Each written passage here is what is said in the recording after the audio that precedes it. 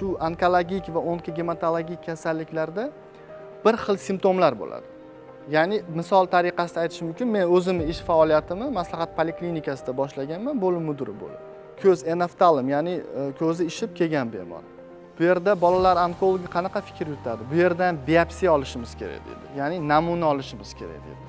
Bolalar onkogematolog aytadi, biz ilikdan namuna olib, melogramma amaliyotini bajarishimiz kerak deydi. Ikkita mutaxassis ikki xil fikr beradi va ikki xil diagnozni aniqlaydi. Endi tarozi bizga turadi. Qaysi biri kasallikni ertaroq aniqlashimiz kerak? Qon kasalliklarinimi yoki onkologik kasalliklarinimi? Vaholanki o'zimni ish faoliyatimda ham shunaqa bo'lgan. Biz biopsiya amaliyotini bajarish kerak deb turibmiz. Yangi ish boshlagan onkogematologlar bo'lsa, bu yerga melogramma amaliyotini bajarish kerak. Multidisiplinar konsilyumda qarorga keldikki, kelinglar, bo'lmasam melogramma amaliyotini bajaramiz. Ya'ni funksiya qilib amaliyot bajarilganda u bemorda nima qilingan? O'tkir limfoblast leykoz kasalligi chiqib kelgan. Va ximiyoterapiya amaliyotini bajargandan keyin ko'zni ishishi qaytib ketgan.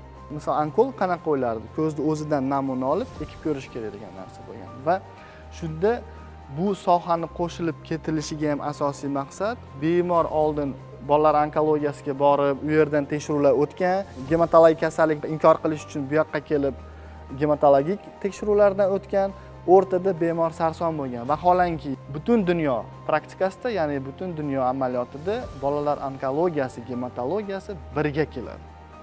Va bu bizi markazda birinchilardan bo'lib amalga oshirildi O'zbekistonda va bu o'zini isbotini topyapti.